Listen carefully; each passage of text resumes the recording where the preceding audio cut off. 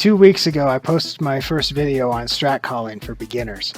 This covered the 3 main things you needed to worry about when calling strat: the opener, the reset, and the maintenance. Today we're going to talk a little bit more about the maintenance.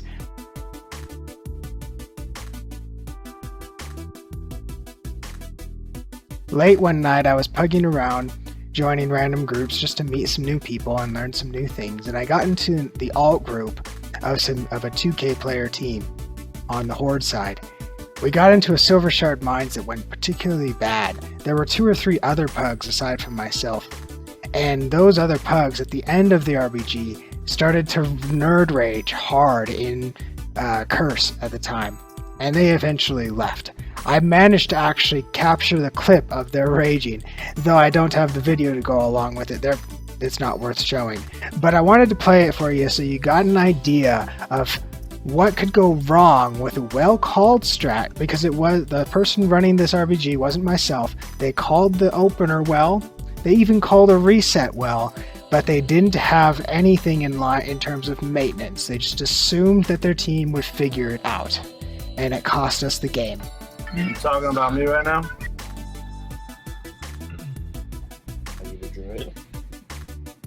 Yeah. You have no idea how me and the Warlock actually feel about how terrible that strategy was. Like, people would get a card, and before it even capped, everybody fucking left before we would get it, and then we would lose it. Like, you would leave a healer to defend a fucking card? Like, don't even give me any shit right now about my heals. If you're gonna fucking leave before anybody gets hit and I can heal you, yeah, there you go. Fucking kick our asses. I don't give a fuck. Your Warlock got out-damaged by 2 rogues. You calling cards, and then before you cap the cards, you guys all leave. Don't even talk right now.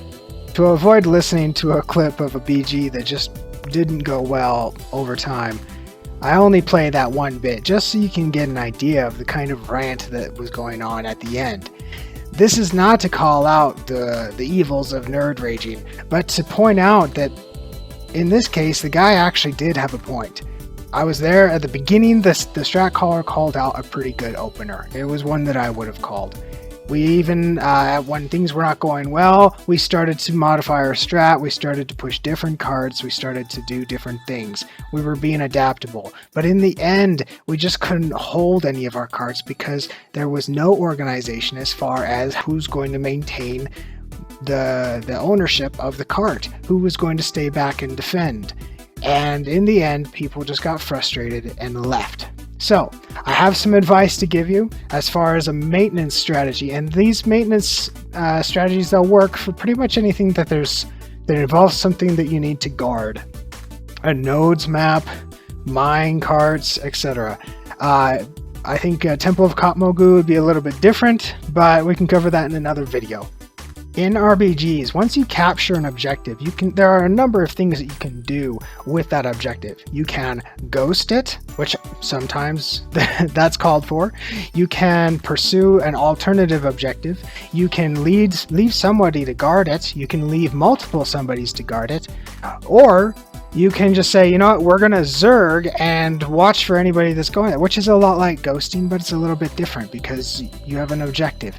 As long as you call out what you're doing and everybody on your team is on the level, then they understand that a strat is being called. There's a plan in place. And if it's not working, then good players will call out when it's not working and things need to be modified. You need to change your strat.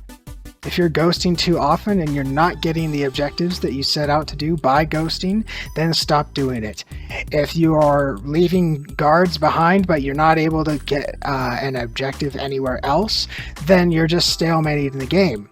You need to be adaptable. You need to know when to change and when not to change. But most importantly, you need to communicate what you're thinking so that everybody knows what's the plan and how can they fix it.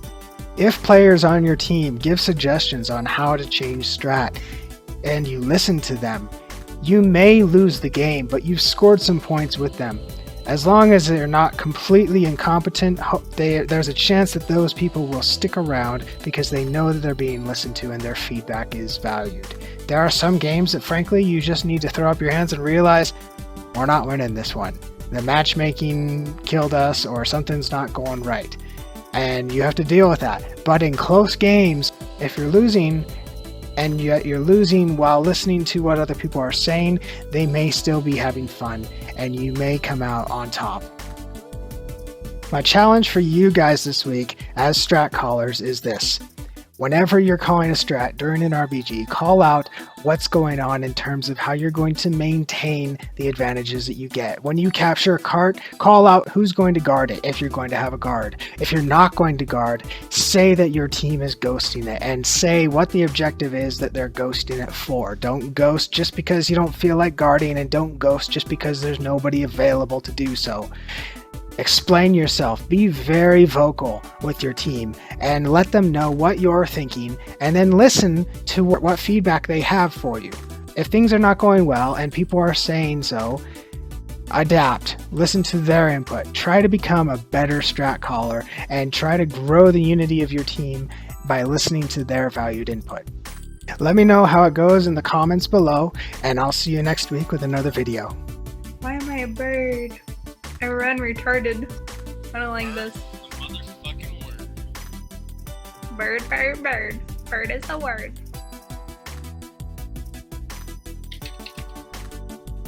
I said it. You're gonna get that stuck in my head. Don't.